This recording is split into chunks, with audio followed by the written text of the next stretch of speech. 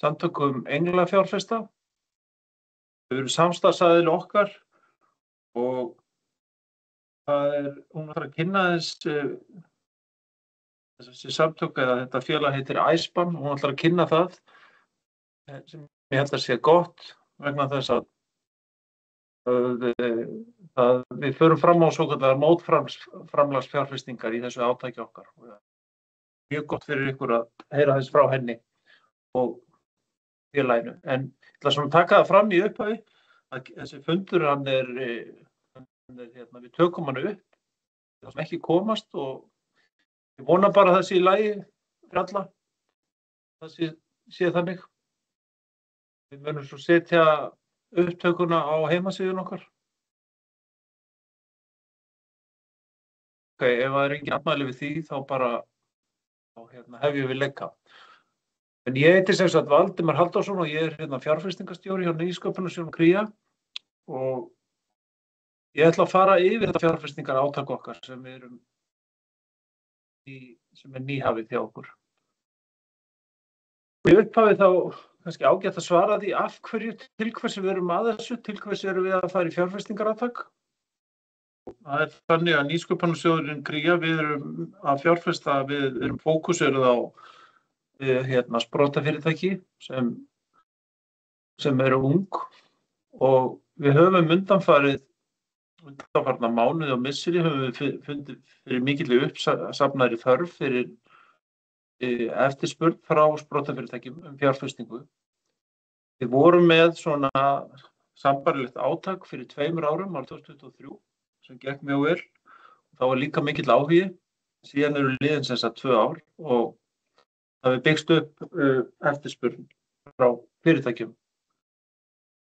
Og það má segja, ákveðin markaðsbrestur í fjármögnun á félögum sem eru snemma í þróun og það voru tiltölulega fáar fjárfestingar, frumstigs fjárfestingar í fyrra á Íslandi og við höldum að það sé góð tímasetning núna að fara af stað með svona átak. Og það þarf stundum ákveðið átak að koma félögum af þessu frumstigi og yfir á næsta stig og markmiðið í þessu átaki okkar núna er að flýta þessu mótunarskeiði og eins að aðstoða og efla félögin í stjórnarháttum. Vonumst, við auglýstum átakið okkar 15. september, sem sagt núna nýlega. Það verður opið fyrir umsóknir til 20. október og við vonumst eftir að fá margar umsóknir, fjölbreyttar og alls staðar á landinu. Með þessu átaki þá erum við teljum okkur vera að efla hugvitsgreinar og efla þekkingariðnaðinn sem 4. stoðina í íslensku efnahagslífi. Þá aðeins að fara yfir svona ramman í þessu átaki. Þetta er skipulagt þannig að við ætlum okkur og stefnum að því að fjárfesta í 10 til 12 nýjum félögum í þessu átaki. Og munum fjárfesta í hverju og einu fyrir það 20 til 30 milljónir. Við gerum kröfu að komi samsvarandi mótframlagsupphæð frá öðrum fjárfestum, einkafjárfestum. Okkar aðkoma verður í formi láns með breytirétti. Þess að ég sagði, umsóknarfresturinn til 20. og við munum eftir það fara yfir umsóknir og leggja mat á þær og vonandi getum við svo sagt frá niðurstöðunum eða eftir miðjan nóvember, það fer dálítið eftir í hvað við fáum margar umsóknir og hvað verður mikil vinna í því að fara í gegnum þær og meta. Ég gleymdi að segja frá því áðan, já. Ég verð með þessa kynningu núna og svo ætlar hún Svava að koma á eftir mér og eftir það munum við opna á spurningar. Getum við opna fyrir spurningar. Ég ætla svona aðeins að fara yfir svona aðeins einstök atriði í átakinu nánar. Eins og ég sagði áðan, þá erum við að koma inn, við regnum með að koma inn með fjárfesta hverju einu félagi fyrir 20 til 30 milljónir ef við gerum skilyrði að koma í mótframlag frá öðrum fjárfestum. sem jafn hátt. Og þá þegar við segjum það, þá erum við að meina að það komi nýr peningur á sama tíma og okkar fjármagn kemur inn í félögin. Og þá er ekki hægt að telja til uppsafna vinnuframlag eða eftirgjöf skulda eða eitthvað áður stoffi sem áður var sett inn í félögin. Heldur þarf það að koma á sama tíma og við komum inn með pening. Við segjum þarna í 4. punktinum hérna þessari glæru, það er kostur en ekki skilyrði að félagið hafi þegar tryggt sér vilyrði fyrir fjármagn þegar það sækir í átakinu. Ég veit að það verður sjálfsagt fæst fyrirtækin búin að tryggja sér þetta strax í upphafi, en við nefnum það þarna að ef það er fyrir hendi þá lítum við á sem kost. En hafi félag ekki tryggt sér aðkomu fjárfesta þegar það sækir í átakinu, þá hefur það hámarki 6 mánuði til að tryggja sér mótframlagið. Mótframlag frá öðrum fjárfestum getur verið á sama formi á okkar framlag, það er að segja á formi skuldabréfs með breytirétti eða þá sem bein hlutafjáraukning. Svo ætla ég aðeins að tala nánar okkar aðkomu, hún, eins og ég sagði, hún verður þá í formi skuldabréfs með breytirétti og skuldabréfinu skal breytt í hlutafé innan 5 ára frá útgáfu, en annars skal það greitt tilbaka með vöxtum. Og gengi skuldbreytingarinnar verður telst vera gengi í fyrstu hlutafjáraukningu eftir útgáfu með 20% afslætti. Þetta er svona algeng hefðbundin hugsun í þessu. Skuldabréfin bera 10% vexti sem leggjast árlega við höfuðstól. Við munum hafa umsjón með og bera kostnað af útgáfu skuldabréfsins. Við setjum þak á verðmat einstakra félaga í átakinu og er miðað við 500 milljónir króna. Svo ætla ég að fara yfir aðeins nokkur svona skilyrði sem við setjum fyrir þátttöku. Það er nú líka betur útskýrt inn á heimasíðunni okkar þar sem eru allar upplýsingar átakið. En auðvitað, eins og ég sagði áðan, við leggjum áherslu á ung félög á frumstigi. Við leggjum og helstu, hérna eru tilteknar 5 skilyrði, 5 punktar sem við nefnum. Í fyrsta lagi þá viljum við að viðskipta hugmyndin sem liggur á baki félögunum sé vænleg til vaxtar og útflutnings og byggja á nýsköpun. Nefnum einnig þarna að það þarf að vera til staðar raunhæf viðskiptaáætlun sem liggur á baki. Svo þarf félagið að vera starfrækt á Íslandi, þar að segja þarf að vera EHF fyrirtæki íslenskt með íslenska kennitölu. Svo erum við þarna með 2 svona mælanlega punkta, það er að segja, annar fyrri punkturinn er að sölutekjur fyrirtækisins þurfa að vera innan við 50 milljónir króna á árinu 2025 og þá er án styrkja. Þannig erum við að segja félög sem eru orðin, þroskuð og með miklar tekjur, segjum 100, 200, 300 milljónir, þau eru ekki gjaldgengi í þetta átak okkar. Þetta átak okkar er aðalega snýr að ungum sprotum sem eru að fyrstu stöðum í mótunarferlinu. Og einnig þarna síðasti punkturinn að fjármögnun til þessa má ekki vera meira en 100 milljónir króna. Það er að segja það má, ef að félag sem hefur sótt sér frá öðrum fjárfestum eitthvað 100, 200, 300 milljónir, þá það lítum við svo á að það sé komið of langt fyrir þetta átak sem við erum með í gangi núna. Svo ætla ég að nefna hérna nokkur atriði sem eru svona, umsóknum til framdráttar en þó ekki skilyrði. Við nefnum hérna þessari glæru, það er kostur að félögin hafi hlotið styrk úr Tækniþróunarsjóði eða hafi hlotið staðfestingu frá Rannís varðandi endurgreiðslu. Og einnig lítum við á sem kost að félögin hafi tekið þátt í viðurkenndum viðskiptahalli. Þá erum við að hugsa Flag, Supernova, einnig hjá Drift og öðrum sambærilegum. Svo nefnum við þarna líka að það til framdráttar félagunum að lykilteymi félagana telji blandaðan hóp aðila með bakgrunn, reynslu og þekkingu sem nýtist verkefninu sem sótt fyrir. Aðeins varðandi síðan svona praktíska hluti eins og umsóknina sjálfa. Eins og ég nefndi á þá sem sagt opnað fyrir umsóknir núna 15. september og það verður hægt að sækja til 20. október.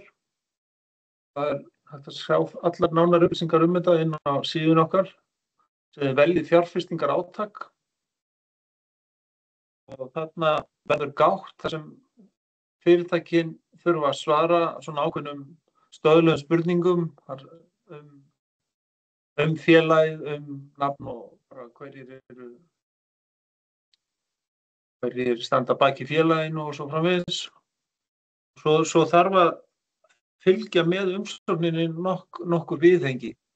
Eitt að það þarf að fylgja eitt stutt myndband, 1 mínútna myndband þar sem félagið og teymið sem stendur á baki kynnt.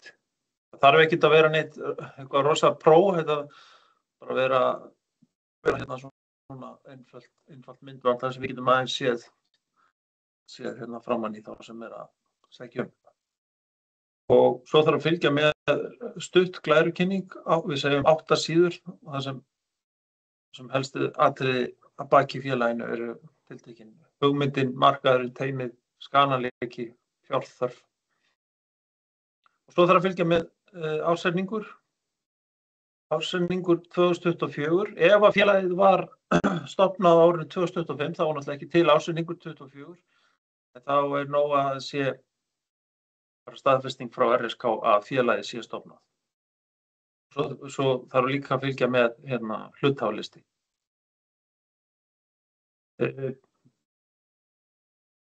Sjá.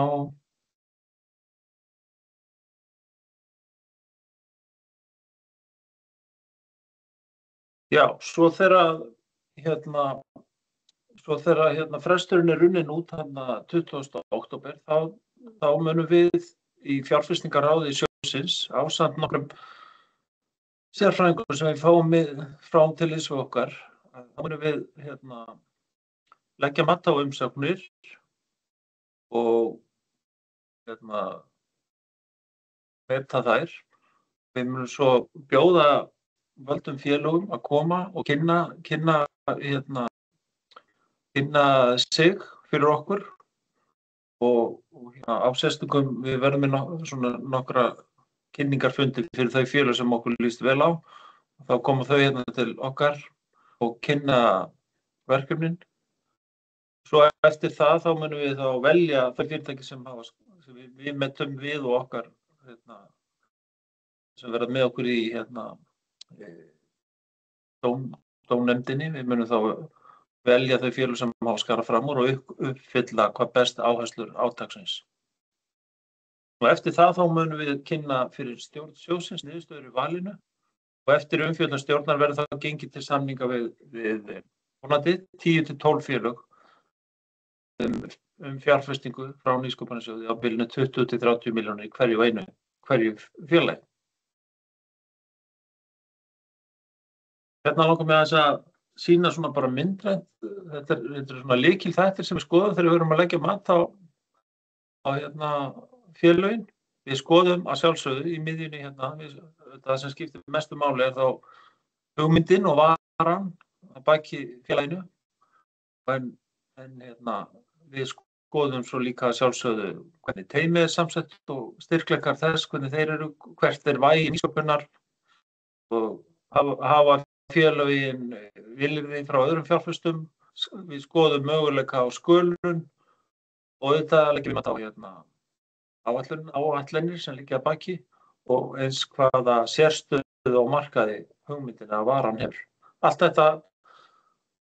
þetta þurfum við að skoða þegar við erum að leggja mat á umsóknir. Svo langar mig bara að nefna þegar við erum síðan búin að velja félögin sem við í þessu átaki, þá munum við leggja áherslu á nokkra þætti í framhaldinu, í eftirfylgni. Við munum leggja áherslu á að hjálpa félögum í að koma sér upp ábyrgum stjórnarhóttum. Það er að segja, leggjum áherslu á að það sé formfesta í kringum stjórnarfundi, fundagerðir, hvernig samsetning stjórnar og svo framvegis. Þetta er sérstakur áherslupunktur sem við leggjum mikla áherslu á. Einnig aðstöðu við félög reglulega upplýsingagjöf til hluthafa og hagaðila. Þetta er líka atriði sem skiptir miklu máli. Og að félögin passi sig eða séu fagleg og skili á réttum tíma til skattsins og svo framvegis. Og einnig að ef þau eru í samskiptum við Rannís og aðra, að þau séu fagleg í öllu því. Svo munum við mögulega, ef það gengur vel hjá félögum sem við fjárfestum í, þá munum við skoða þá eftirfylgnisfjárfestingu í einhverjum af þessum félögum sem við fjárfestum í. En þó munum við ekki gera það fyrr en eftir 12 mánuði frá fyrstu fjármagnum sjóðsins. Svo langar mig aðeins til upprifjunar, eins og ég sagði áðan, við fórum í sambærilegt fjárfestingar átak fyrir 2 árum, 2023, þá fjárfestum við í 9 félögum og ég minntist á áðan þetta með eftirfylgnisfjárfestinguna. Við höfum til dæmis, bara til upplýsingar fyrir ykkur sem að hlusta, við höfum nú þegar fjárfest í 4 af þessum 9 frekar og gaman að segja frá því að nokkur af þessum félögum sem við völdum þarna fyrir 2 árum, þau eru bara komin á góða siglingu og gengur vel og eru í spennandi vegferð. Þetta er bara eins og gengur mishratt hjá félögunum, en það er bara eins og það er. Við erum mjög spennt fyrir þessum félögum sem við kynntumst, erum búin að vera að kynnast núna í 2 ár og vonandi gengur þeim bara áfram vel. Og ég held að ég sé þá búinn svona með þennan fyrsta hluta í dag. Klukkan er 20. Við erum á ágætistíma. Nú ætlum ég að kynna til leiks hana Svövu Björk Ólafsdóttur. Hún er frá Æspan. Ég sagði ykkur áðan að hún myndi vera með stuttinnlegg og segja aðeins frá því félagi. Hvernig það geti mögulega nýst þá ykkur umsækjendum sem eru á fundinum. Gjörðu svo vel, Svava. Takk kærlega, Valdimar. Bara ánægjulegt að fá að vera með ykkur í dag. Eins og hann sagði, þá er ég stofnandi og framkvæmdastjóri Æspan sem þýðir í raun og veru Icelandic Business Angel Network, eins og við köllum það Samtök íslenskra englafjárfesta. Og okkar svona tilgangur og markmið er að byggja brú á milli frumkvöðla sem eru í leit svona að sinni fyrstu fjármögnun og þá englafjárfesta, og það vita kannski ekki allir hvað englafjárfestar eru, en þetta eru svona fjársterkir aðilar sem koma inn í fyrirtæki snemma á lífsleiðinni og þessari fjárfestingu fylgir náttúrulega svolítið kannski meiri áhætta einmitt vegna þess að sprotafyrirtækið er á sínum fyrstu skrefum. En Æspan er nú aðeins meira en ársgamalt tengslanet og við erum með að nálgast 35 virka englafjárfesta inn í netinu hjá okkur og við höfum tekið við umsóknum frá yfir 100 sprotafyrirtækjum síðasta árið. Og það sem gerist er að samtökin eru byggð upp þannig að þau eru svona starfrækt í kringum vefgátt, þannig að öll sprotafyrirtæki sem sækja hjá Æspan eru sýnileg þeim englum sem eru í samtökunum. Þannig að þetta er bara svona vefgátt þar sem að ég sem engill geti fengið mér morgunbollan og skoðað bara svona hálfgert markaðstorg yfir spennandi sprotafyrirtæki leita fjármögnun. Og svo erum við með 4 pitch-viðburði á ári, næsti er í byrjun desember og þar kemur fjárfestaráð okkar saman og velur í raun og veru þá sprota sem fá tækifæri til þess að pitcha á pitchviðburðum okkar. Og við erum ótrúlega ánægð með þetta fjárfestingaátak hjá nýsköpunarsjóðnum Kríu vegna þess að ég held að þetta sé rosa mikið svona win-win-win fyrir sjóðinn, fyrir frumkvöðlana og svo fyrir englana líka vegna þess að það náttúrulega þeim mun öflugra að koma inn sem engill ef að nýsköpunarsjóðurinn Kría líka einn af fjárfestum sem koma inn í þeirri lotu. Þannig að þið ykkar sem eru að hugsa að sækja með nýsköpunarsjóðurinn Kría og viljið auka líkurnar á að þið finnið mót fjárfestingu á móti nýsköpunarsjóðunum, þá hvetjum við ykkur inn til þess að fara á vefsíðuna ispan.is og skoða á, þið getið bara skráð ykkur þar inn og orðið þá sýnileg fyrir englum sem getur mögulega komið með inn á móti nýsköpunarsjóðunum. En annars einhverjar spurningar ekki hika við að hafa samband við okkur, það líka fullt af efni inn á vefsíðun okkar, þannig að við þökkum bara kærlega fyrir að fá að fylgja hérna með á þessum flotta kynningafundi og segja ykkur frá ISPAN. Þannig að takk kærlega fyrir Valdimar. Kærar þakkir, Svava, og nú komið að því að við ætlum að opna hérna bara fyrir spurningar og þá gildir að réttu pent, þá kunna þetta nú flestir og við erum að taka við fyrir röð sem það koma spurningarnar. Ég held að Hrönn hérna Greipsdóttir sé líka hérna einhverstaðar inn á fundinum, þannig að hún mögulega, þannig að við erum allavega þá tvö hérna, ég og Hrönn og svo Svava og bara gjöra svo vel. Og hérna Harpa Magnúsdóttir. Já, sæl og takk kærlega fyrir hérna kynninguna, bara mjög gott að fá svona yfirlit yfir þetta. Kannski bara fyrst hérna til þín Svava, mér langar að spyrja varðandi að setja inn á ISPAN, ég ekki búin að skoða það, en einhver gögn sem þarf að skila með í innskráningunni eða bara skráum að fyrst bara inn og síðan seinna þá beðum einhver gögn ef á þarf að halda eða hvernig virkar það? Þú getur verið bara byrjað að skrá þig inn og hægt og býtandi gert þetta, en við mælum samt með bara að skrá sig inn og fylla út allar spurningarnar sem eru lagðar fyrir.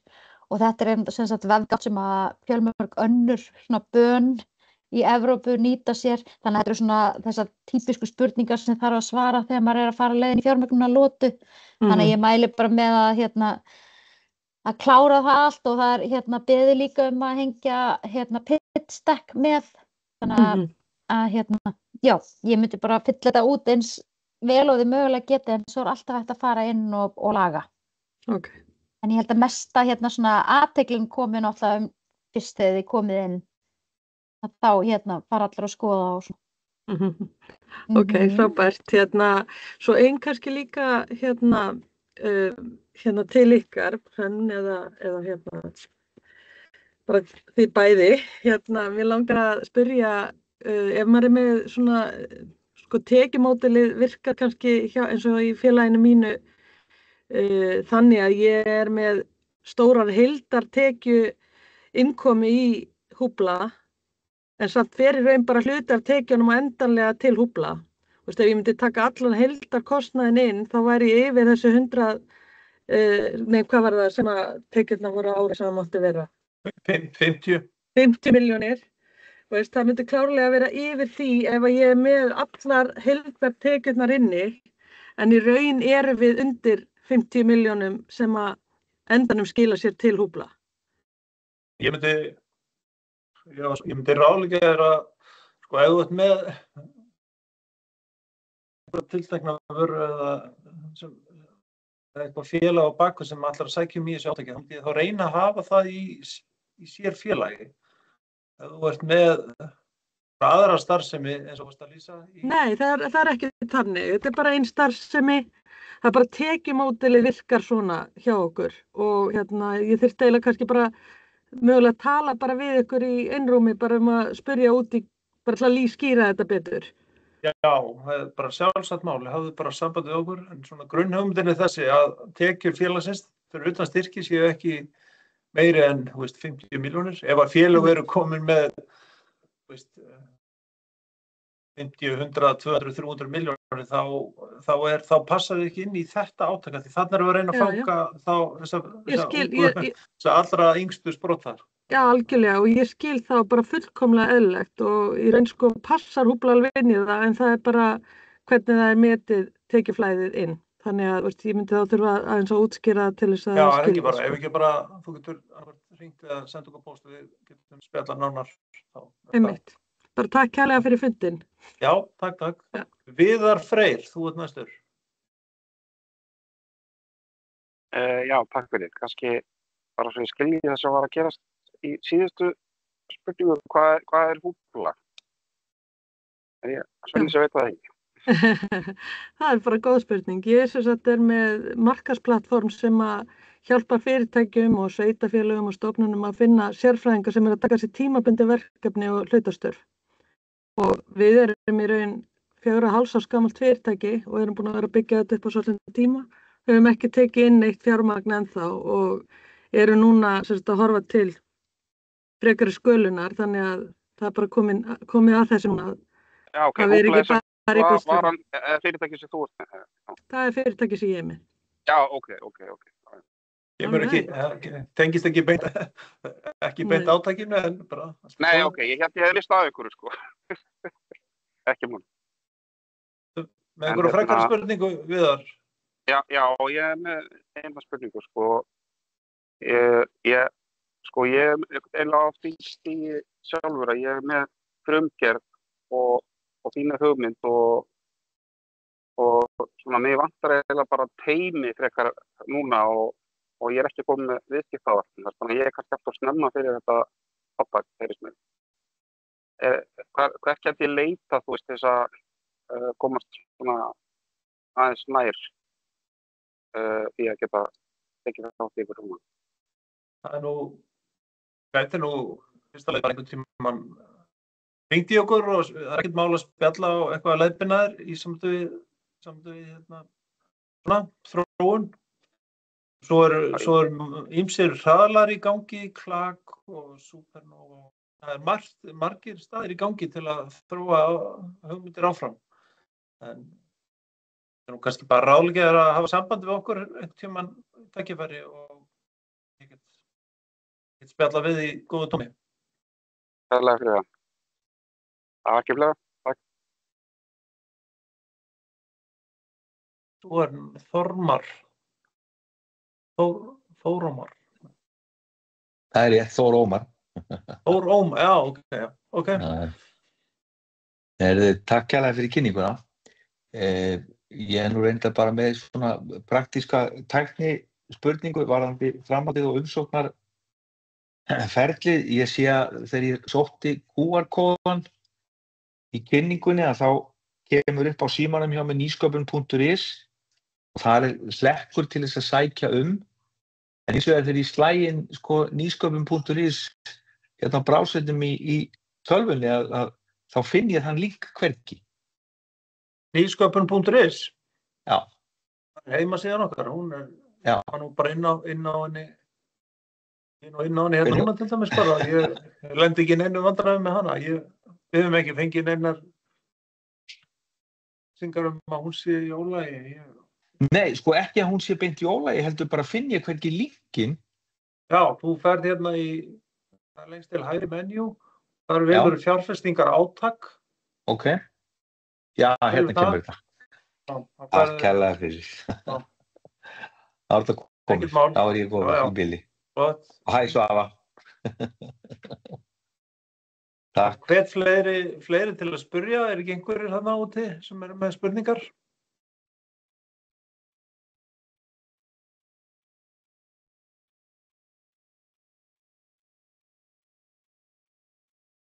Að taka höndina niður, Þór.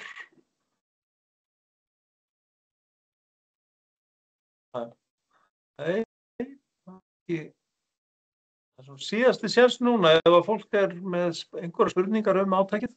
Annars erum við líka bara alltaf til í að svara bæði tölvupóstum og síma ef það er einhverjar spurningar. Þetta átak, eins og ég segi, það verður hægt að sækja til 20. október. Það er nú einhver tími til stefnu. Hér sýnist ekki vera fleiri hendur á lofti.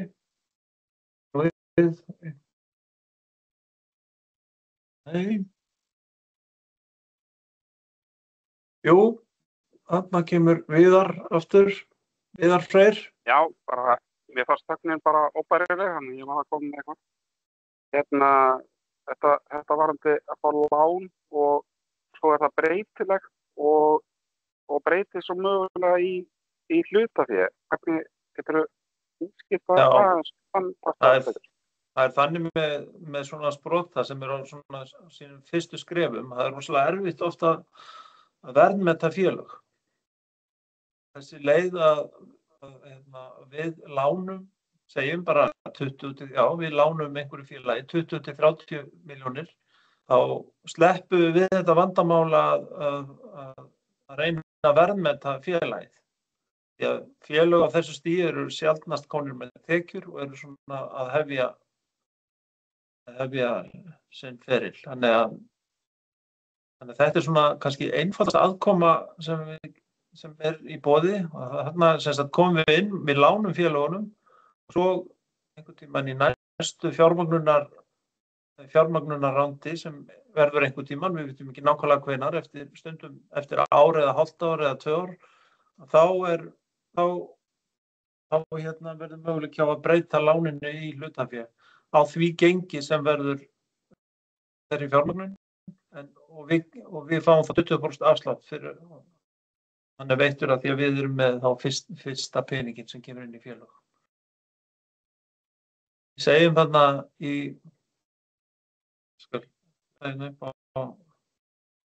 þetta þannig að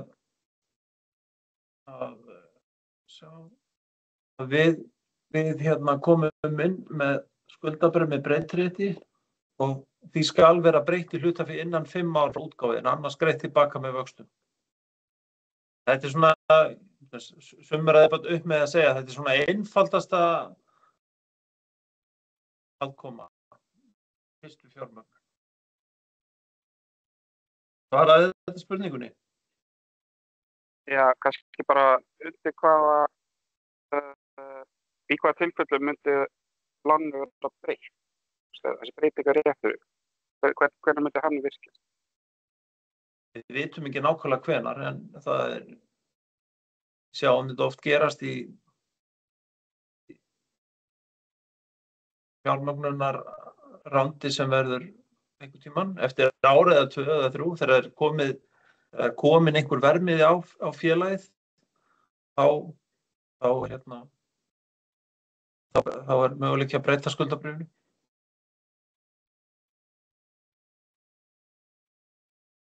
Er það alveg einhliða bara breytinga? Það verður báðir aðeins að samþykkja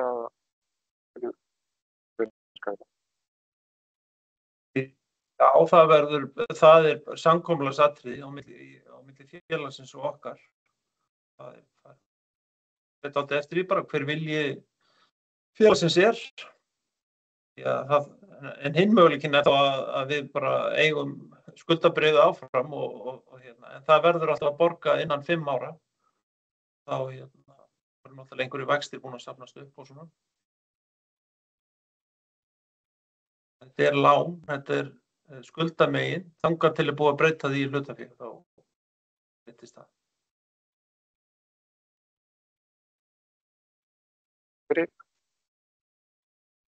Fyrir Erlendur. Já, góðan daginn. Takk alveg kærlega fyrir að hafa þennan fund á netinu. Mjög fínt að geta komið svona aðgengilega að þessu. Ég ætla aðeins að spyrja, fyrst að við varum aðeins að spyrja þarna varðandi breytiréttinn. Er þetta í rauninni skilyrt fyrir ykkur að breyta við þessa hlutafjáraukningu eða hafið þið option að breyta ekki og halda þá ennþá í rauninni breytiréttinum við næstu útgáfu eða festist samningsgengið við fyrstu útgáfuna eða hvernig er svo strúktúrinn á þessu við næstu hlutafjáraukningu? Það veltur bara á því hvernig næsta aukning, hvernig fjármögnun verður. Það er líka alveg möguleiki að verði bara áfram, að verði aftur skuldabréf. Já, segjum þetta að verði hlutafjáraukning næstla mynda? Já, þá getum við breytt. Þá má við geta breytt. Já, er þið með optionið eða er það skilyrt að því gefnu að sem sagt þetta sé eitthvað fyrir skilgreind Við erum með option að breyta. Já, ok, þannig að þið getið valið á þeim tíma að breyta honum ekki og halda skuldabréfinu bara áfram. Já. Og eru þið þá með option aftur í næsta rándi eða? Já, ég held það alveg örugglega. Já. Og þá væri þá með samningsgengi þá með næsta rándi eða læsist það inn með rándi sem tókuð ekki þátt í eða? Nei, það þá með við alltaf með við nýjasta gengi. Já, ok. All right, takk fyrir það. Já.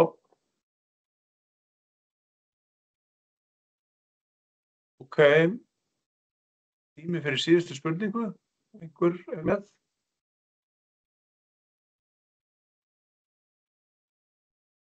Nei, svo ekki. En að því sögðu þá bara vil ég þakka öllum kærlega fyrir sem komu og mættu á þennan rafræna fund og ég endurtek að það hægt að finna allar nánari upplýsingar átakið inn á heimasíðunni okkar og líka hægt að senda okkur tölvupóst eða hringja, þannig að við erum til svars og alveg fram að 20. október þegar frestun rennur út. Bara kæra þakkir fyrir komuna og takk fyrir.